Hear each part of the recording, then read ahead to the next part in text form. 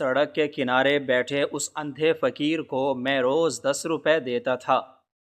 اس کی خاموشی اور بے بسی پر مجھے اکثر ترس آتا تھا اور میں سوچتا تھا کہ آخر زندگی میں اس کا کوئی تو اپنا ہوگا جو اسے اس حال میں دیکھ کر تڑپتا ہوگا۔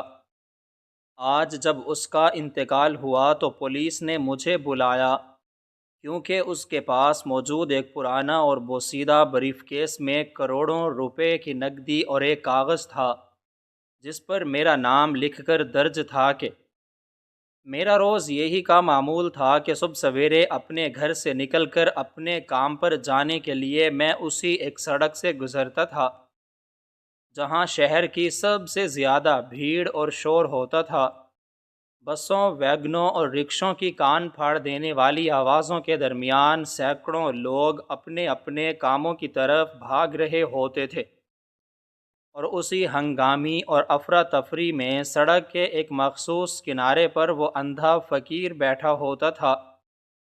میں جب بھی وہاں سے گزرتا میرے قدم خود بخود اس کے پاس آ کر رک جاتے۔ میں اپنی جیب سے 10 روپے کا ایک نوٹ یا سکہ نکالتا اور اس کے سامنے رکھے ہوئے پرانے اور ٹوٹے ہوئے مٹی کے پیالے میں ڈال دیتا۔ یہ میرا روز کا فرض بن چکا تھا اور اس میں کبھی ناغہ نہیں ہوتا تھا۔ موسم چاہے کیسا ہی کیوں نہ ہو، شدید گرمی ہو، جب سورج آگ برسا رہا ہوتا اور زمین تندور کی طرح تپ رہی ہوتی، یا پھر کڑاکے کی سردی ہو جب ٹھنڈی ہوائیں ہڈیوں میں اتر رہی ہوتیں اور لوگ اپنے گھروں میں دب کے بیٹھے ہوتے، وہ فقیر ہمیشہ اسی ایک جگہ پر اسی حالت میں بیٹھا ملتا۔ اس کی خاموشی اس قدر گہری اور پر اسرار تھی کہ سڑک کا سارا شور اور ہنگامہ بھی اس خاموشی کو توڑ نہیں پاتا تھا۔ وہ کبھی کسی سے کچھ مانگتا نہیں تھا، کسی راہگیر کو آواز نہیں دیتا تھا، بس اپنا سر جھکائے گھٹنوں میں دیے بیٹھا رہتا تھا۔ اس کی آنکھیں بے نور تھیں اور چہرے پر ایک عجیب سی ویرانی اور دکھ چھایا رہتا تھا۔ میں جب بھی اسے دیکھتا میرے دل میں ایک عجیب سی کھسک اور درد پیدا ہوتا۔ میری اس کے ساتھ کوئی جان پہچان نہیں تھی، میں نے کبھی اس سے بات کرنے کی یا اس کا حال پوچھنے کی کوشش بھی نہیں کی تھی، لیکن پھر بھی اس کی وہ خاموشی اور بے بسی مجھے اندر تک اداس کر دیتی تھی۔ میرا ایک پرانا ساتھی جو میرے ساتھ ہی کام کرتا تھا، اکثر میرے ساتھ راستے میں ہوتا تھا اور وہ میری اس روزانہ کی عادت پر ہمیشہ تنقید کرتا تھا۔ وہ مجھ سے کہتا کہ تم روزانہ اپنی محنت کے پیسے کیوں ضائع کرتے ہو؟ یہ سب پیشہ ور لوگ ہوتے ہیں، ان کے پاس ہم جیسے لوگوں سے زیادہ دولت ہوتی ہے۔ تم ان کے چہروں کی معصومیت اور اس خاموشی پر مت جایا کرو، یہ صرف لوگوں کے جذبات کے ساتھ کھیلتے ہیں اور ہمدردی حاصل کرنے کا طریقہ جانتے ہیں۔ میں اس کی یہ کھری باتیں سن کر مسکرا دیتا اور اسے نہایت تحمل سے کہتا کہ مجھے نہیں معلوم کہ یہ فقیر پیشہ ور ہے یا نہیں، لیکن اس کی خستہ حالت دیکھ کر مجھے ایسا بالکل نہیں لگتا۔ تم خود اپنے دل پر ہاتھ رکھ کر سوچو، کوئی انسان کیسے اتنی شدید سردی اور چلچلاتی گرمی میں سڑک کے کنارے مسلسل خاموش اور بے حرکت بیٹھ سکتا ہے؟ اگر یہ واقعی کوئی دھوکے باز یا لالچی ہوتا تو کم از کم لوگوں کی آوازیں تو دیتا، آتے جاتے لوگوں کی منتیں تو کرتا، ان کے کپڑے تو پکڑتا، لیکن یہ تو کبھی کسی کے آگے اپنا ہاتھ بھی نہیں پھیلاتا، بس اپنا پیالہ سامنے رکھ کر دنیا اور اس کی رونقوں سے بے نیاز بیٹھا رہتا ہے۔ میری ان تفصیلی باتوں کا میرے اس ساتھی پر کوئی خاص اثر نہیں ہوتا تھا، اور وہ کندھے اچکا کر طنزیہ ہنستے ہوئے آگے بڑھ جاتا تھا، لیکن میرے اندر کی الجھن اور بے چینی ویسے ہی برقرار رہتی تھی۔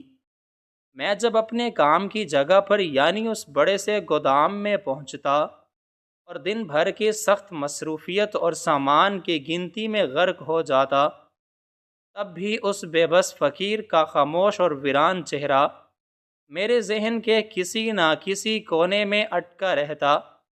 میں کام کے دوران اکثر سوچتا کہ ایک انسان کس قدر مجبور اور لاچار ہو سکتا ہے کہ اپنی ساری عزت نفس، اپنی انا اور اپنی خاندانی پہچان ختم کر کے ایک سڑک پر آ بیٹھے۔ اس فقیر کے کپڑے ہمیشہ میلے اور کئی جگہوں سے پھٹے ہوئے ہوتے تھے۔ اس کے پاؤں میں نے کبھی جوتے نہیں دیکھے تھے، اور سردیوں کی ٹھٹھرتی صبحوں میں جب ہم موٹے اور گرم کپڑے پہن کر بھی کانپ رہے ہوتے تھے تو وہ صرف ایک بوسیدہ اور پتلی سی چادر اپنے کمزور کندھوں پر اوڑھے اسی ٹھنڈے پتھر پر بیٹھا ہوتا تھا۔ اس کی یہ مسلسل اور اٹوٹ خاموشی مجھے اکثر بہت ترس دلاتی تھی۔ میں جب بھی 10 روپے کا نوٹ اس کے پیالے میں رکھتا تو اس کے چہرے پر کوئی نیا تاثر نہیں ابھرتا تھا۔ وہ نہ تو عام فقیروں کی طرح شکریہ ادا کرتا تھا اور نہ ہی کوئی لمبی چوڑی دعا دیتا تھا، بس ایک بے جان مجسمے کی طرح بیٹھا رہتا تھا، جیسے اسے پیسوں سے کوئی غرض ہی نہ ہو۔ میں نے کئی بار اپنے دل میں پختہ ارادہ کیا کہ آج اس سے اس کا نام پوچھوں گا، اس کے ماضی کے بارے میں جاننے کی کوشش کروں گا کہ وہ اصل میں کون ہے، کہاں سے آیا ہے، اور اس کی یہ اندردناک حالت کیسے ہوئی۔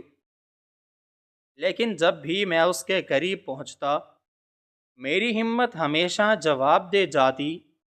مجھے اندر سے یہ خوف محسوس ہوتا تھا کہ اگر میں نے اس سے کچھ پوچھا اور اس نے کوئی ایسا دکھ بھرا جواب دے دیا جو میں برداشت نہ کر سکا، یا اس کے ماضی کا زخم چھل گیا، تو میں کیا کروں گا؟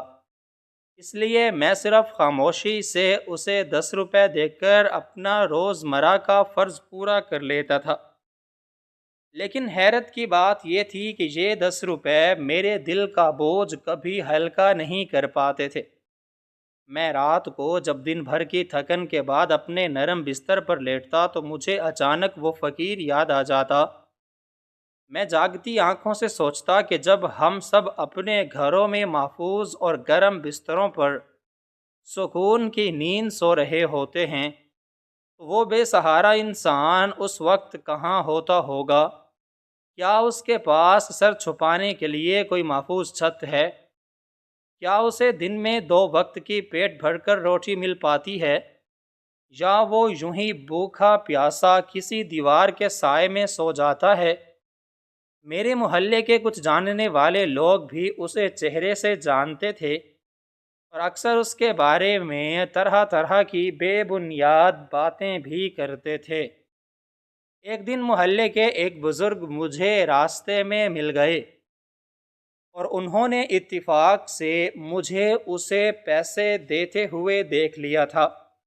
انہوں نے مجھے راستے میں روکا اور بڑے ناصحانہ اور سمجھانے والے انداز میں مجھے مخاطب کر کے کہا، بیٹا، تم ان جیسے لوگوں کو پیسے دے کر ان کی عادت بگاڑ رہے ہو اور معاشرے میں گدھا گری کو فروغ دے رہے ہو۔ یہ لوگ دراصل محنت کرنے سے بھاگتے ہیں، اور اسی لیے انہوں نے کمائی کا یہ سب سے آسان راستہ چن لیا ہے۔ میں نے ان کا احترام کرتے ہوئے نہایت ادب اور شائستگی سے ان کی پوری بات سنی اور پھر ان سے نظریں ملا کر کہا کہ بابا جی، آپ کا تجربہ اور آپ کی بات اپنی جگہ بالکل درست ہو سکتی ہے، لیکن کیا آپ نے کبھی رک کر اس کی آنکھوں کی طرف غور سے دیکھا ہے؟ وہ مکمل اندھا ہے، اس کی دنیا تاریک ہے، وہ بھلا کیسے محنت کر سکتا ہے؟ اور اگر فرض کریں کہ وہ کوئی چھوٹا موٹا کام کر بھی سکتا ہوتا تو کیا ہمارے اس بے حس معاشرے میں کوئی کسی اندھے اور کمزور انسان کو کام دیتا ہے؟ یہ تلخ حقیقت سن کر وہ بزرگ کچھ دیر کے لیے بالکل خاموش ہو گئے اور پھر گہری آہ بھر کر آہستہ سے بولے کہ بیٹا، تم اپنی جگہ بالکل ٹھیک کہتے ہو۔ حالات انسان کو کیا سے کیا بنا دیتے ہیں۔ اللہ تعالی ہم میں سے ہر کسی کو محتاجی اور در در کی ٹھوکروں سے بچائے۔ ان کی یہ دکھ بھری بات سن کر میرے دل میں اس اندھے فقیر کے لیے ہمدردی اور درد مزید بڑھ گیا۔ میں اگلے دن پھر اسی سڑک سے گزرا اور میں نے حسب معمول اسے پیسے دیے۔ اب میں روزانہ اس کے قریب سے گزرتا اور میری سوچوں کا دائرہ دن بدن مزید وسیع اور گہرا ہوتا چلا جاتا۔ میں دور کھڑے ہو کر اس کے چہرے کی گہری جھریوں میں چھپے ہوئے دکھ اور کرب کو پڑھنے کی کوشش کرتا۔ وہ جھریاں جو شاید عمر کی وجہ سے نہیں بلکہ وقت اور کٹھن حالات کی سختیوں نے اس کے چہرے پر وقت سے پہلے نقش کر دی تھیں۔ اس کے ہاتھ بہت کھردرے اور کمزور تھے، اور جب کبھی وہ اپنے ہاتھ سے ٹٹول کر مٹی کا پیالہ سیدھا کرنے کی کوشش کرتا تو اس کے ہاتھ بری طرح سے کانپ رہے ہوتے تھے۔ یہ سارا کا سارا دل خراش منظر میرے دل اور دماغ پر ایک عجیب سا بوجھ بن جاتا تھا۔ میں جب بھی کام سے واپس آ کر اپنے گھر والوں کے ساتھ دسترخوان پر بیٹھ کر کھانا کھاتا یا اپنے بہن بھائیوں کے ساتھ کسی خوشی کے موقع پر ہنستا اور مسکراتا تو مجھے عین اسی وقت اچانک اس کا خیال آ جاتا اور میرے گلے میں نوالا اٹکنے لگتا۔ میں سوچتا کہ کیا اس اتنی بڑی اور بھری دنیا میں کوئی بھی ایسا نہیں جو اس اندھے فقیر کا اپنا ہو، جس کے ساتھ وہ بیٹھ کر اپنے دکھ درد بانٹ سکے۔ انسان چاہے کتنا ہی تنہا اور اکیلا کیوں نہ ہو، کوئی نہ کوئی تو ایسا ضرور ہوتا ہے جس سے اس کا خون کا رشتہ ہو۔ میں بار بار راتوں کو جاگ کر یہی سوچتا تھا کہ آخر زندگی میں اس کا کوئی تو اپنا ہوگا، کوئی جوان بیٹا، کوئی فرما بردار بیٹی، کوئی سگا بھائی، یا کوئی پرانا مخلص دوست جو اسے اس حال میں سڑک کے کنارے بیٹھا دیکھ کر تڑپتا ہوگا۔ روزمرہ کی طرح وہ بھی ایک عام سی صبح تھی جب میں اپنے گھر کا لکڑی کا پرانا دروازہ بند کر کے سڑک پر آیا تو سورج کی پہلی کرنیں بامشکل ہی عمارتوں کے پیچھے سے جھانک رہی تھیں۔ سردیوں کی آمد تھی اور ہوا میں ایک عجیب سی خنکی بھی محسوس ہو رہی تھی۔ میں اپنے پرانے مفلر کو گلے کے گرد لپیٹتے ہوئے تیز تیز قدموں سے چلنے لگا۔ میرا روز کا یہی راستہ تھا اور اسی راستے پر چلتے ہوئے میں اپنے ذہن میں دن بھر کے کاموں کی منصوبہ بندی کیا کرتا تھا۔ گودام میں مال اتارنے کا کام بہت تھکا دینے والا ہوتا تھا، لیکن میں نے کبھی حالات سے شکوہ نہیں کیا تھا۔ میری سوچوں کا محور ہمیشہ کی طرح آج بھی وہی اندھا فقیر تھا جس کے بارے میں کل رات دیر تک جاگ کر سوچتا رہا تھا۔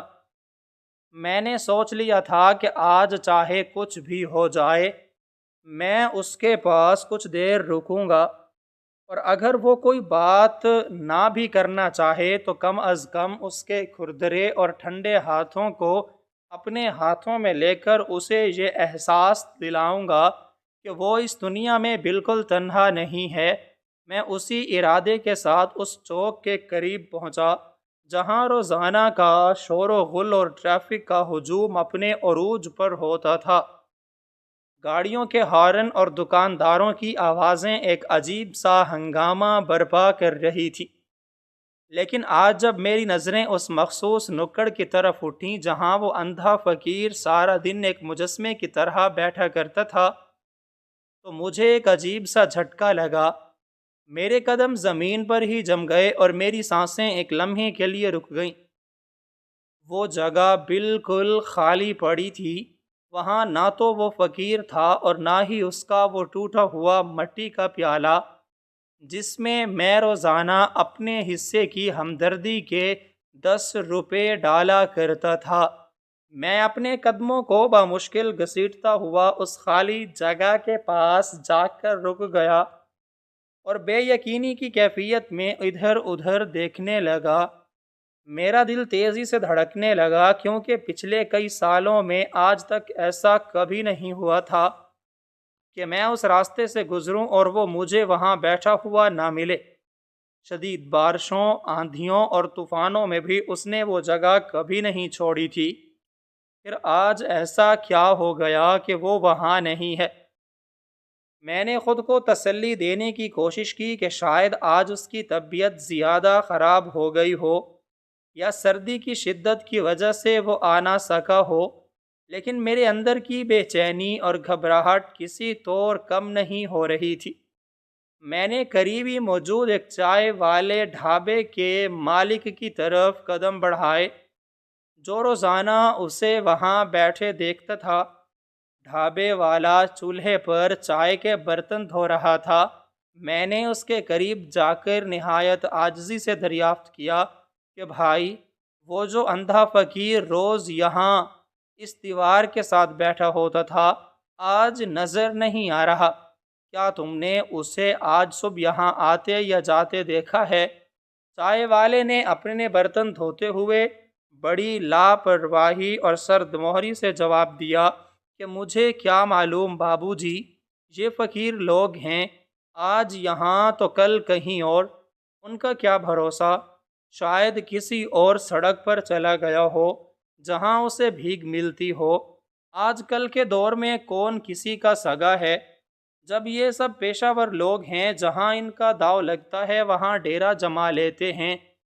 اس کی یہ بے حسی بھری اور تلخ بات سن کر مجھے اندر ہی اندر بہت غصہ آیا، لیکن میں جانتا تھا کہ اس سے بحث کرنے کا کوئی فائدہ نہیں۔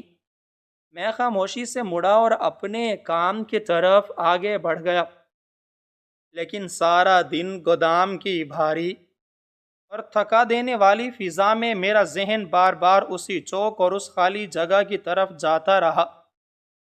دوپہر کے وقت جب میں گودام میں سامان کی گنتی مکمل کر کے ایک ٹوٹی ہوئی کرسی پر بیٹھا ہی تھا کہ اچانک میری جیب میں رکھے فون کی گھنٹی زور سے بجنے لگی۔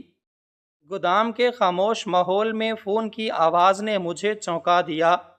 میں نے جلدی سے فون نکالا تو سکرین پر ایک بالکل انجان اور غیر مانوس نمبر جگمگا رہا تھا۔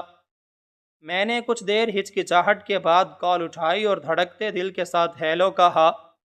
دوسری طرف سے ایک انتہائی بھاری، سخت اور رعبدار آواز ابھری، جس نے مجھ سے میرا پورا اور اصل نام لے کر پوچھا کہ کیا تم فلاں شخص بول رہے ہو؟ میں نے قدرے گھبراہٹ اور حیرت کے ساتھ جواب دیا کہ جی ہاں، میں وہی بول رہا ہوں۔ آپ کون ہیں اور مجھ سے کیا کام ہے؟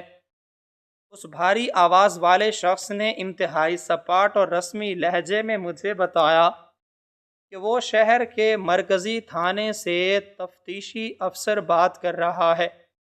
پولیس کا نام سنتے ہی میرے پیروں تلے سے زمین نکل گئی اور میرے دل کی دھڑکن اس قدر تیز ہو گئی کہ مجھے اپنی پسلیاں دکھنے لگیں۔ میں ایک سیدھا سادہ اور غریب سا انسان تھا، جس کا تھانے اور کچہری سے زندگی بھر کوئی دور کا واسطہ نہیں رہا تھا۔ میرے ذہن میں ایک دم سے درجنوں خوفناک خیالات آنے لگے کہ آخر پولیس کو مجھ جیسے معمولی مزدور سے کیا کام پڑ گیا ہے۔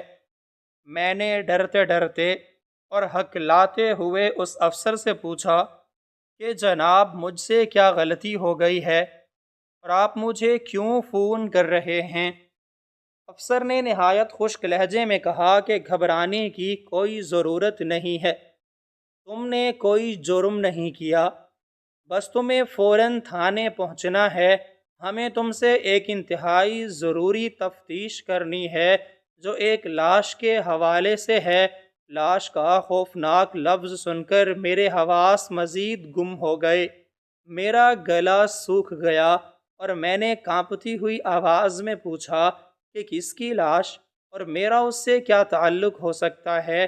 میں تو کسی لڑائی جھگڑے والے کو بھی نہیں جانتا۔ افسر نے قدر سختی اور بیزاری سے کہا کہ فون پر ساری تفصیل نہیں بتائی جا سکتی، تم بس آدھے گھنٹے کے اندر اندر مرکزی تھانے پہنچ جاؤ، ورنہ ہمیں قانونی کارروائی کرتے ہوئے تھانے کی گاڑی بھیج کر تمہیں یہاں لانا پڑے گا۔ یہ کہہ کر اس نے فوراً فون کاٹ دیا۔ میں کچھ دیر تک مکمل سناٹے اور صدمے کے عالم میں اس ٹوٹی ہوئی کرسی پر بیٹھا رہا۔ میرا پورا جسم سردیوں کے باوجود بھی پسینے سے بھیگ چکا تھا اور مجھے بالکل بھی سمجھ نہیں آ رہا تھا کہ کیا کروں۔ میں نے فوراً اپنے گودام کے مالک کے پاس جا کر اس سے آدھے دن کی چھٹی مانگی اور اسے جھوٹ بولا کہ گھر میں ایک سخت ہنگامی صورتحال پیدا ہو گئی ہے، اس لیے مجھے فوراً جانا ہے۔ گودام سے نکل کر میں نے سڑک سے ایک رکشہ لیا اور اسے جلدی سے مرکزی تھانے چلنے کا کہا۔ پورے راستے میں میرے دماغ میں نت نئے وسوسوں اور اندیشوں کی آندھیاں چلتی رہیں۔ میں کبھی سوچتا کہ شاید میرے کسی دور کے رشتہ دار کا کوئی ہولناک حادثہ ہو گیا ہے، یا کسی جاننے والے نے کوئی بڑا جرم کر دیا ہے جس میں دشمنی نکالنے کے لیے میرا نام بھی لیا گیا ہے۔ میں بار بار اللہ کو یاد کرتا اور دعائیں مانگتا کہ میں کسی بڑی مصیبت میں نہ پھنس جاؤں۔ جیسے تیسے کر کے رکشہ شہر کے پرانے اور خستہ حال تھانے کے بڑے اور خوفناک آہنی دروازے کے سامنے جا کر رکا۔ میں نے کانپتے ہاتھوں سے رکشے والے کو کرایہ دیا اور ڈرتے قدموں کے ساتھ تھانے کے اندر داخل ہوا۔ وہاں کا ماحول بہت عجیب دوباؤ والا اور گھٹن زدہ تھا۔ ہر طرف خاکی وردی پہنے اہلکار ادھر ادھر گھوم رہے تھے۔ دیواروں کا رنگ اکھڑ چکا تھا اور فضا میں سگریٹ کے دھوئیں اور سیلن کی ناگوار بو پھیلی ہوئی تھی۔ کچھ لوگ کونوں میں کھڑے رو رہے تھے اور کچھ حوالات کے سلاخوں کے پیچھے سے مایوس نگاہوں سے باہر دیکھ رہے تھے۔ میں نے ایک میز کے پاس کھڑے سپاہی سے اس افسر کا نام لے کر پوچھا جس نے مجھے فون کیا تھا۔ سپاہی نے مجھے غور سے دیکھا اور پھر اوپر کی منزل پر بنے ایک کمرے کی طرف اشارہ کر دیا۔ میں بھاری قدموں کے ساتھ سیڑھیاں چڑھ کر اس کمرے کے دروازے پر پہنچا اور اندر داخل ہونے کی اجازت مانگی۔ اندر وہی بھاری آواز والا افسر ایک بڑی سی خستہ حال میز کے پیچھے بیٹھا کچھ فائلوں کا بغور جائزہ لے رہا تھا۔ اس کے ماتھے پر تفتیش کی شکنیں نمایاں تھی۔ اس نے فائل سے سر اٹھا کر مجھے اوپر سے نیچے تک تفصیلی انداز میں دیکھا اور پھر ہاتھ کے اشارے سے سامنے رکھی ہوئی لکڑی کی کرسی پر بیٹھنے کا کہا۔ میں کرسی کے بالکل کنارے پر سمٹ کر بیٹھ گیا۔ میری ٹانگیں ابھی تک اندر ہی اندر کانپ رہی تھیں۔ افسر نے مجھے اپنی تیز اور چبھتی ہوئی نگاہوں سے گھورتے ہوئے بلا تمہید پوچھا کہ کیا تم سڑک کے کنارے روزانہ بیٹھنے والے اس اندھے فقیر کو جانتے ہو؟ فقیر کا نام سنتے ہی میرے دماغ میں ایک زوردار دھماکہ ہوا اور صبح کا وہ اداس اور خالی منظر میری آنکھوں کے سامنے تیزی سے گھوم گیا۔ میں ایک لمحے کے لیے سن ہو گیا اور پھر میں نے فوراً گھبرا کر صفائی کر دینے والے انداز میں کہا کہ جی جناب، میں اسے جانتا تو بالکل نہیں ہوں اور نہ ہی میری اس سے کبھی کوئی بات چیت ہوئی ہے۔ بس میں روزانہ کام پر جاتے ہوئے راستے میں اسے ترس کھا کر 10 روپے خیرات کے طور پر دیتا تھا۔ اس کے علاوہ میرا اس سے کوئی خاندانی یا ذاتی تعلق نہیں ہے۔ افسر نے ایک گہری اور تھکی ہوئی سانس لی اور اپنے چوڑے ماتھے پر ہاتھ پھیرتے ہوئے کہا کہ آج صبح سویرے اس اندھے فقیر کا انتقال ہو گیا ہے۔ بلدیہ کے صفائی کرنے والے عملے نے اسے فٹ پاتھ پر مردہ حالت میں پایا اور قانون کے مطابق پولیس کو اطلاع دی۔ ہم نے موقع پر پہنچ کر لاش کو اپنے قبضے میں لے لیا ہے۔ ابتدائی تفتیش اور ڈاکٹر کی رپورٹ کے مطابق موت قدرتی طور پر شدید سردی، بھوک اور کمزوری کی وجہ سے ہوئی ہے، لیکن ہم نے تمہیں یہاں اس کی موت کی خبر دینے کے لیے نہیں بلایا۔ افسر کی یہ غیر متوقع بات سن کر میرے دل پر ایک بھاری اور کالا بوجھ سا پڑ گیا۔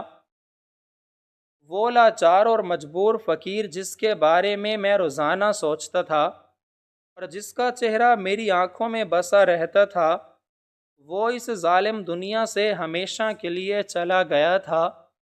مجھے ایسا لگا جیسے میرے اندر کچھ ٹوٹ گیا ہو۔ میں سوچنے لگا کہ کل رات جب میں اپنے بستر پر سو رہا تھا تو وہ بیچارہ سڑک کے ٹھنڈے پتھروں پر موت کی سختیوں سے اکیلا لڑ رہا ہوگا۔ اس کی آخری ہچکی نے بھی کسی کو نہیں جگایا ہوگا اور وہ اسی طرح خاموشی سے اس دنیا کے ظلم سہ کر رخصت ہو گیا ہے۔ یہ خیال مجھے اندر سے کاٹ رہا تھا اور اب وہ سڑک کا کنارہ تا قیامت خالی ہو گیا تھا، لیکن اس صدمے کے ساتھ ہی میری ذہنی الجھن اور خوف میں بے پناہ اضافہ ہو گیا کہ اگر وہ طبی موت مر گیا ہے تو پولیس نے اتنی سختی سے مجھے یہاں کیوں بلایا ہے؟ میں تو اس کا کوئی رشتہ دار یا وارث نہیں تھا۔ میں نے تو اپنی تمام تر ہمت جمع کر کے افسر سے پوچھا کہ جناب، اگر اس کا انتقال ہو گیا ہے اور وہ لاوارث تھا تو وہ اس قانونی معاملے کی آپ کی کیا مدد کر سکتا ہے؟ میں نے تو صرف اللہ کی رضا کے لیے اسے چند روپے دیے تھے۔ کیا اس ملک میں کسی غریب کو خیرات دینا کوئی جرم بن گیا ہے؟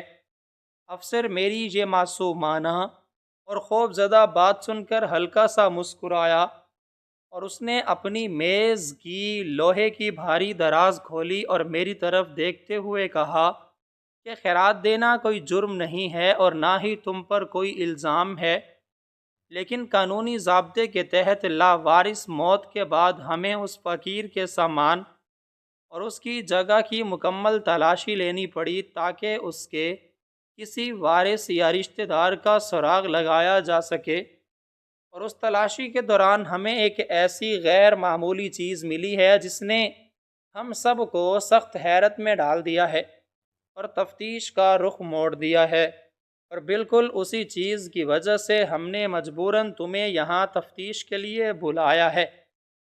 افسر نے دراز سے ایک نہایت پرانا خستہ حال اور بوسیدہ چمڑے کا بریف کیس نکالا۔ یہ بریف کیس مٹی اور گرد سے بری طرح اٹا ہوا تھا اور اس کے چاروں کونے رگڑ کھا کر بالکل گھس چکے تھے۔ اس کی حالت دیکھ کر ایسا لگ رہا تھا جیسے اسے سالوں سے کسی نے استعمال نہ کیا ہو، لیکن اس کی حفاظت جان سے بھی زیادہ احتیاط سے کی گئی ہو۔ افسر نے وہ بھاری اور پرانا بریف کیس میری طرف میز پر سرکا دیا اور مجھ سے مخاطب ہو کر بڑے پر اصرار اور سنجیدہ لہجے میں بولا کہ یہ وہ پرانا اور بوسیدہ بریف کیس ہے جو ہمیں اس لاوارث فقیر کی موت کے بعد بالکل اسی پاس سے ملا تھا۔ افسر نے جب وہ پرانا اور مٹی سے اٹا ہوا بریف کیس میرے سامنے میز پر رکھا تو میں اسے شدید الجھن اور حیرانی سے دیکھنے لگا۔ میری سمجھ سے باہر تھا کہ اس بوسیدہ بریف کیس کا مجھ سے کیا تعلق ہو سکتا ہے۔ افسر نے بریف کیس کی زنگلود تالوں کو دبایا تو ایک ہلکی سی آواز کے ساتھ ڈھکن کھل گیا۔ جیسے ہی ڈھکن پوری طرح پیچھے ہوا، اندر کا منظر دیکھ کر میری آنکھیں پھٹی کی پھٹی رہ گئیں اور میرے منہ سے حیرت کے مارے ایک لفظ بھی نہ نکل سکا۔ اس خستہ حال بریف کیس کے اندر بڑے کرنسی نوٹوں کی درجنوں گڈیاں نہایت ترتیب سے جڑی ہوئی تھیں جو بظاہر کروڑوں روپوں کی رقم بنتی تھی۔ میں سکتے کے عالم میں کبھی ان نوٹوں کو دیکھتا اور کبھی اس تفتیشی افسر کے چہرے کو تکتا کہ آخر ایک سڑک پر سردی اور بھوک سے مرنے والے لاچار فقیر کے پاس اتنی بڑی دولت کہاں سے آ سکتی ہے۔ میری حیرت ابھی ختم نہیں ہوئی تھی کہ افسر نے پیسوں کے بالکل اوپر رکھے ہوئے ایک طے شدہ کاغذ کی طرف اشارہ کیا۔ اس نے وہ کاغذ اٹھا کر میرے کانپتے ہوئے ہاتھوں میں تھما دیا۔ میں نے دھڑکتے دل کے ساتھ اس کاغذ کو آہستہ آہستہ کھولا تو اس کے بالکل اوپر واضح حروف میں میرا نام درج تھا۔ میری آنکھیں اس نام پر جم کر رہ گئی تھیں۔ مجھے بالکل سمجھ نہیں آ رہا تھا کہ اس لاوارث اور اندھے فقیر کے پاس موجود اس کاغذ پر میرا نام کیسے اور کیوں آیا۔ میں نے بے یقینی کے عالم میں اپنے سامنے بیٹھے ہوئے اس تفتیشی افسر کی طرف دیکھا جس کی نظریں بھی مجھ پر ہی گڑی ہوئی تھیں اور وہ میری ہر حرکت کا بغور جائزہ لے رہا تھا، اس نے مجھے اپنے مخصوص اور رعبدار لہجے میں کہا کہ اس کاغذ کو کھولو اور پڑھو کہ اس میں کیا لکھا ہے، کیونکہ اس خط نے ہماری تمام تر تفتیش کا رخ موڑ دیا ہے اور ہم یہ جاننا چاہتے ہیں کہ تمہارا اس فقیر کے ساتھ کیا تعلق تھا۔ میں نے اپنے خشک ہونٹوں پر زبان پھیری اور اپنے دھڑکتے ہوئے دل پر قابو پانے کی ناکام کوشش کرتے ہوئے اس کاغذ کی تہوں کو آہستہ آہستہ کھولنا شروع کیا۔ وہ کاغذ بہت پرانا اور خستہ لگ رہا تھا، جیسے اسے کئی سالوں سے سنبھال کر رکھا گیا ہو۔ کاغذ کے اندر لکھی ہوئی تحریر کسی کے کانپتے ہوئے ہاتھوں کی لکھی ہوئی معلوم ہو رہی تھی، اور اس تحریر کے ایک ایک لفظ میں درد اور پچھتاوا چھلک رہا تھا۔ میں نے جیسے ہی اس خط کی پہلی سطر پڑھی، میرے پیروں تلے سے زمین کھسک گئی اور میرا سانس میرے گلے میں ہی اٹک کر رہ گیا۔ اس خط کی شروعات میں لکھا تھا کہ میرے بیٹے، میں جانتا ہوں تم مجھے ایک لاوارث اور پیدائشی اندھا فقیر سمجھتے ہو، لیکن حقیقت اس کے بالکل برعکس ہے، اور آج میں موت کی دہلیز پر کھڑے ہو کر اپنے دل کا وہ بوجھ اتارنا چاہتا ہوں جس نے مجھے 15 سالوں سے زندہ درگو کر رکھا ہے۔ خط کی یہ ابتدائی سطریں پڑھ کر میرے دماغ میں سنسناہٹ ہونے لگی اور میرے ہاتھ اتنی زور سے کانپنے لگے کہ کاغذ مجھ سے چھوٹ کر گرنے لگا، لیکن میں نے خود کو مضبوط کیا اور اگلی سطریں پڑھنے لگا، جہاں اس نے لکھا تھا کہ میں کوئی پیدائشی فقیر یا اندھا نہیں تھا، بلکہ آج سے 15 سال پہلے میں اس شہر کا ایک نہایت امیر اور با اثر انسان تھا، جس کے پاس مال و دولت اور طاقت کی کوئی کمی نہیں تھی۔ میرا غرور آسمان کو چھوتا تھا اور میں غریبوں کو کیڑے مکوڑے سمجھتا تھا۔ پھر اس خط میں ایک ایسے واقعے کا ذکر کیا جسے پڑھ کر میری آنکھوں کے سامنے اندھیرا چھا گیا اور میرے کانوں میں سیں سیں ہونے لگی۔ اس نے لکھا تھا کہ تمہیں وہ کالی اور خوفناک رات ضرور یاد ہوگی جب تمہارے والد اپنی ڈیوٹی ختم کر کے سائیکل پر گھر واپس آ رہے تھے اور ایک تیز رفتار بے قابو گاڑی نے انہیں بے دردی سے کچل دیا تھا۔ وہ گاڑی چلانے والا کوئی اور نہیں بلکہ میں ہی تھا، جو نشے میں دھت اپنی دولت کے غرور میں اندھا ہو کر گاڑی چلا رہا تھا۔ جب میری گاڑی نے تمہارے والد کو ٹکر ماری تو میں نے موقع سے فرار ہونے کی پوری کوشش کی، لیکن آس پاس کے دکانداروں اور راہگیروں نے میری گاڑی گھیر لی اور مجھے موقع پر ہی پکڑ کر پولیس کے حوالے کر دیا۔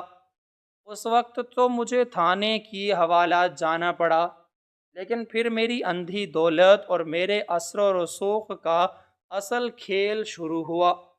میں نے راتوں رات پولیس کے تفتیشی افسروں کی جیبیں نوٹوں کے ساتھ بھر دیں اور انہوں نے بھاری رشوت لے کر واقعے کی رپورٹ کو اتنا کمزور کر دیا کہ سارا کا سارا کیس ہی میرے حق میں ہو گیا۔ ہم نے ڈرا دھمکا کر اور پیسے کھلا کر موقع کے تمام گواہ خرید لیے۔ تم لوگ غریب اور بے بس تھے، انصاف کے لیے تھانوں اور کچہریوں کے دھکے کھاتے رہے، لیکن میرے پیسوں نے قانون کی آنکھوں پر پٹی باندھ دی۔ چند ہی پیشوں کے بعد ثبوتوں کی کمی کا بہانہ بنا کر جج نے مجھے باعزت بری کر دیا اور میں مسکراتا ہوا عدالت سے باہر آ گیا۔ تمہارے والد اس حادثے کے بعد ہمیشہ ہمیشہ کے لیے معذور ہو گئے اور تمہارا ہنستا کھیلتا گھرانہ تباہی کے دہانے پر پہنچ گیا۔ تم لوگ مقروض ہو گئے اور تم نے اپنا بچپن مزدوری کرتے ہوئے گزارا۔ قانون نے تو میرے پیسوں کی چمک کے سامنے گھٹنے ٹیک دیے تھے، لیکن میرے ضمیر نے مجھے کبھی معاف نہیں کیا۔ تمہارے والدہ کی وہ خون میں لت پت حالت اور تم لوگوں کی در در کی ٹھوکریں میرے دماغ پر ہتھوڑے کی طرح برسنے لگیں۔ مجھے اپنا وہ کالا دھن کاٹنے کو دوڑنے لگا جس کے بل بوتے پر میں نے ایک غریب کا حق مارا تھا۔ مجھے یاد ہے میں نے دور سے تمہاری ماں کو اپنے کانوں کی بالیاں بیچتے دیکھا تھا۔ میں نے تمہیں اپنا سکول کا بستہ چھوڑ کر گودام کی اندھیری کوٹھڑی میں مزدوری کرتے دیکھا تھا۔ یہ سارے مناظر میرے اندر زہر بن کر اترنے لگے۔ مجھے اپنی دولت سے شدید نفرت ہو گئی اور میرا غرور خاک میں مل گیا۔ میں نے راتوں کی نیند اور دن کا سکون کھو دیا، اور پھر ایک دن میں نے فیصلہ کیا کہ میں اس دولت کو کبھی استعمال نہیں کروں گا جس نے مجھ سے میری انسانیت چھین لی۔ میں نے اپنا سب کچھ گنوا دیا اور اس کی ساری نقدی اس پرانے بریف کیس میں ڈال کر اسی چوک پر آ کر بیٹھ گیا جہاں سے تم روزانہ گزرتے تھے۔ میں نے اپنے آپ پر دنیا کی ہر آسائش حرام کر لی اور خود کو ایک اندھے اور لاوارث فقیر کے روپ میں سڑک پر بٹھا دیا تاکہ میں روزانہ تمہاری آنکھوں میں اپنے لیے وہ نفرت اور وہ ترس دیکھ سکوں جو میرے گناہوں کی اصل سزا تھی۔ جب تم روزانہ میرے پاس سے گزرتے اور ترس کھا کر میرے اس ٹوٹے ہوئے مٹی کے پیالے میں 10 روپے ڈالتے تو تمہارے وہ 10 روپے میرے لیے معافی کی بھیک ہوتے تھے جو میں تم سے اور تمہارے خاندان سے کبھی مانگنے کی ہمت ہی نہ کر سکا۔ تمہاری قدموں کی آہٹ سن کر میرا دل کٹ جاتا تھا اور میں شدت کے ساتھ رونا چاہتا تھا، لیکن میں نے اپنے آنسوؤں کو بھی اپنے اندر ہی خشک کر لیا تھا، کیونکہ میں جانتا تھا کہ میرے آنسو تمہارے والد کی معذوری اور تمہاری غریبی کا مداوع نہیں کر سکتے۔ کتنا بھیانک تھا میرا یہ سفر جب میں کروڑوں کا مالک ہو کر بھی ایک دھیلے کا محتاج بن کر تمہارے راستے میں بیٹھا تھا۔ میں نے یہ ساری رقم جو اس بریف کیس میں موجود ہے یہ تمہارے نام کر دی ہے۔ یہ کوئی خیرات نہیں ہے بلکہ یہ اس نقصان کا ایک چھوٹا سا ازالہ ہے جو میں نے تمہاری زندگی میں کیا ہے۔ میں جانتا ہوں کہ تم شاید مجھے کبھی معاف نہ کر سکو، لیکن میں نے اپنی پوری زندگی اس سڑک کی دھول اور سردی میں تمہارے قدموں میں گزار دی۔ بس یہی میری سزا تھی اور اب موت مجھے اس عذاب سے چھٹکارا دلانے آ گئی ہے۔ خط کی یہ آخری سطریں پڑھتے ہی میری آنکھوں نے آنسوؤں کی چھڑی لگ گئی اور میرا گلا بری طرح رن گیا۔ مجھے اپنا وہ دوست یاد آنے لگا جب میں اپنے والد کو بستر پر بے بس دیکھ کر روتا روتا اور اپنی ماں کو لوگوں کے گھروں میں کام کرتے دیکھ کر گھٹتا رہتا تھا۔ میں جس شخص سے اپنی پوری زندگی اتنی شدید نفرت کرتا تھا وہ پچھلے کئی سالوں سے ایک فقیر کے روپ میں میرے ہی سامنے بیٹھا پل پل مر رہا تھا۔ میرے اندر ایک عجیب سی کیفیت پیدا ہو گئی جس میں غصہ، نفرت، دکھ اور ہمدردی سب آپس میں گڈمڈ ہو گئے تھے۔ میں نے روتے ہوئے وہ کاغذ میز پر رکھ دیا اور انتہائی ہاتھوں سے اپنا چہرہ چھپا کر پھوٹ کر رونے لگا۔ اپنے دونوں ہاتھوں سے اپنا چہرہ چھپایا، میری ہچکیاں بن گئیں اور تھانے کے اس خاموش کمرے میں صرف میرے رونے کی آواز گونج رہی تھی۔ وہ تفتیشی افسر جو اتنی دیر سے مجھے خاموشی سے دیکھ رہا تھا وہ اپنی کرسی سے اٹھا اور اس نے ایک گلاس میں پانی ڈال کر میرے سامنے رکھا اور مجھے تسلی دیتے ہوئے کہا کہ میں تمہاری کیفیت سمجھ سکتا ہوں۔ یہ ایک بہت بڑا صدمہ ہے اور حالات نے کیسا عجیب کھیل کھیلا ہے کہ ظالم خود مظلوم کے سامنے ساری زندگی بھیک مانگتا رہے۔ اس افسر نے مجھ سے کہا کہ قانون کی نظر میں یہ کیس اب ختم ہو چکا ہے کیونکہ وہ شخص مر چکا ہے اور اس نے اپنی ساری دولت قانونی طور پر تمہارے نام کر دی ہے۔ اس لیے اب یہ بریف کیس اور یہ کروڑوں روپے تمہاری امانت ہیں، تم انہیں اپنے ساتھ لے جا سکتے ہو۔ میں نے روتے ہوئے اس افسر کی طرف دیکھا اور انتہائی بھرائی ہوئی آواز میں کہا کہ مجھے یہ پیسے نہیں چاہیے، یہ پیسے میرے والد کی صفائی اور میرا چھینا ہوا بچپن واپس نہیں لا سکتے، یہ دولت میرے کسی کام کی نہیں ہے۔ لیکن اس افسر نے میرے کندھے پر ہاتھ رکھا اور مجھے سمجھاتے ہوئے کہا کہ تم ان پیسوں کو اپنے والد کی خون بہا اور اس شخص کا کفارہ سمجھ کر رکھ لو، شاید اسی طرح اس کی روح کو سکون مل جائے اور تمہارے خاندان کی وہ تمام تکالیف دور ہو سکیں جو تم نے اتنے سالوں تک سہی ہیں۔ اس نے مجھ سے ایک کاغذ پر دستخط کروائے اور وہ بھاری بریف کیس میرے حوالے کر دیا۔ میں نے بریف کیس اپنے ہاتھوں میں اٹھایا تو مجھے ایسا لگا جیسے میں نے اس فقیر کی پوری زندگی کا بوجھ اپنے کاندھوں پر اٹھا لیا ہو۔ میں تھانے سے باہر نکلا تو میرے قدم منو بھاری ہو رہے تھے، سورج غروب ہو رہا تھا اور شام کی اداسی ہر طرف پھیلی ہوئی تھی۔ میں رکشہ لینے کی بجائے پیدل ہی اس چوک کی طرف چل پڑا جہاں وہ فقیر روزانہ بیٹھا کرتا تھا۔ میرے دماغ میں اس کی وہ ساری خاموشی، وہ اس کا جھکا ہوا سر اور سردی میں کانپتے ہوئے ہاتھ گھوم رہے تھے۔ میں چلتا رہا اور مسلسل چلتا رہا یہاں تک کہ میں اسی چوک پر پہنچ گیا۔ ٹریفک کا شور ویسا ہی تھا، لوگ اسی طرح تیزی سے اپنے گھروں کی طرف جا رہے تھے، لیکن اس سڑک کے کنارے وہ جگہ بالکل سنسان اور خالی پڑی تھی جہاں وہ برسوں سے بیٹھا کرتا تھا۔ میں اس دیوار کے پاس جا کر کھڑا ہو گیا اور اس خالی جگہ کو دیکھنے لگا جہاں اب اس کا ٹوٹا ہوا مٹی کا پیالہ بھی نہیں تھا۔ میں نے بریف کیس نیچے زمین پر رکھا اور اپنی جیب سے 10 روپے کا ایک نوٹ نکالا۔ میرے ہاتھ کانپ رہے تھے اور میری آنکھوں سے آنسو لگاتار بہہ رہے تھے۔ میں نے وہ 10 روپے کا نوٹ اس خالی جگہ پر رکھ دیا اور آسمان کی طرف دیکھ کر اپنے دل میں کہا کہ میں نے تمہیں معاف کیا اے اجنبی مجرم، میں نے تمہیں تمہاری اس اذیت ناک سزا اور تمہاری اس خاموش معافی پر صدقے دل سے معاف کیا، اللہ تمہیں بھی معاف کرے۔ یہ کہتے ہی میرے دل پر رکھا ہوا وہ بھاری پتھر جیسے ایک دم سے ہٹ گیا اور ایک عجیب سا سکون میرے پورے وجود میں اتر گیا۔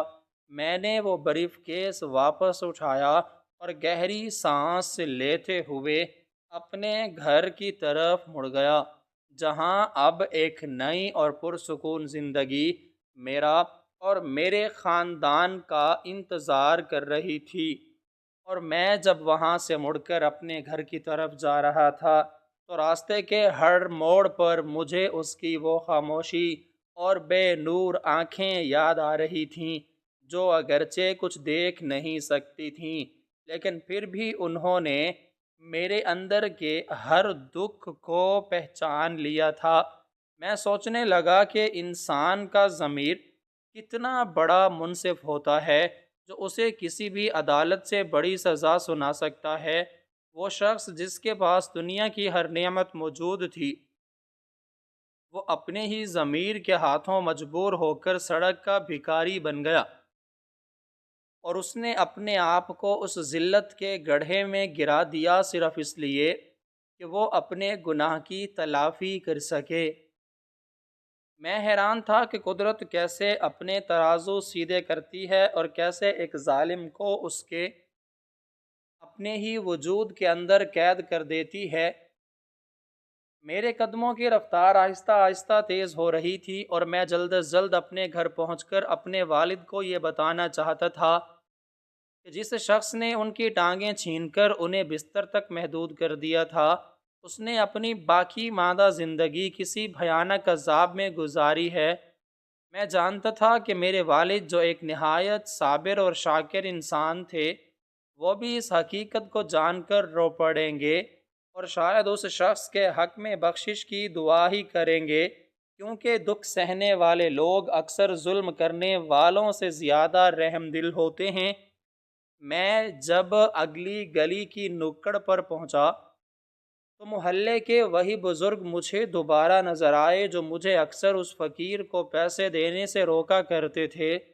انہوں نے میرے ہاتھ میں وہ پرانا بریف کیس دیکھا تو ان کی آنکھوں میں شدید حیرت ابھری، لیکن میں نے ان کی طرف دیکھے بغیر اپنا راستہ لیا اور سیدھا اپنے گھر کے اس پرانے اور خستہ حال دروازے پر جا کر رکا، جس کی لکڑی جگہ جگہ سے دیمک کا شکار ہو چکی تھی۔ میں نے دروازہ دھکیلا اور اندر صحن میں داخل ہوا، جہاں میری بوڑھی ماں اپنے روزمرہ کے کاموں میں مصروف تھی اور میرے معذور والد اپنی چارپائی پر لیٹے آسمان کو تک رہے تھے۔ میں ان کے قریب گیا اور وہ بریف کیس ان کے قدموں میں لا کے رکھ دیا۔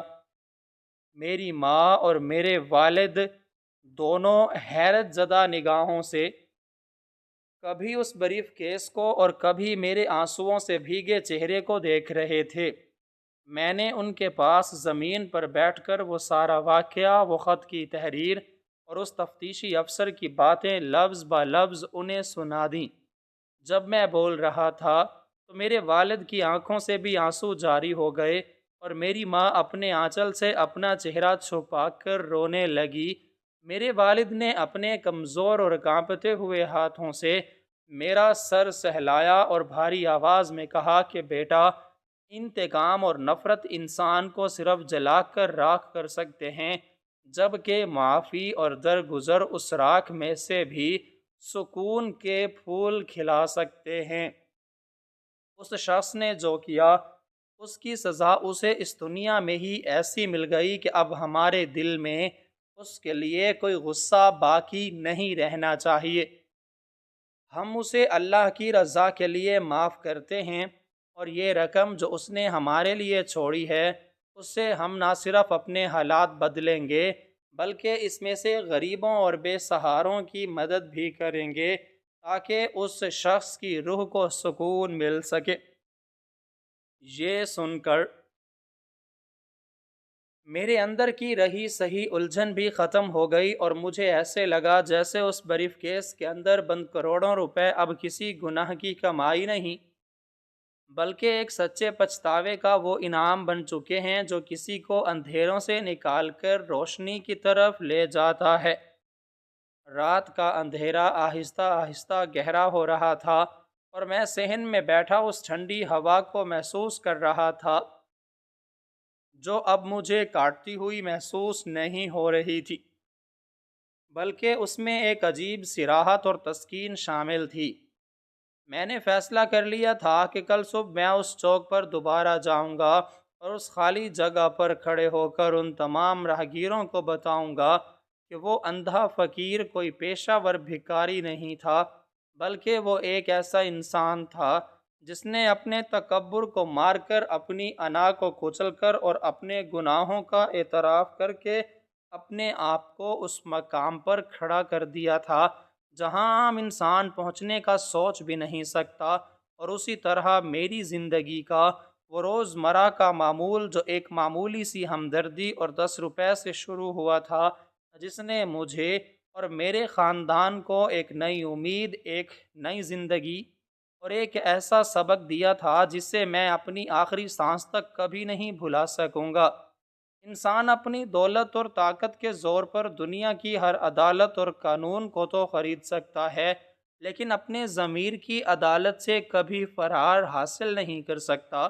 ضمیر کی قید اور احساس ندامت دنیا کی ہر سزا سے زیادہ اذیت ناک ہوتی ہے، جو بڑے سے بڑے متکبر انسان کو بھی خاک میں ملا دیتی ہے۔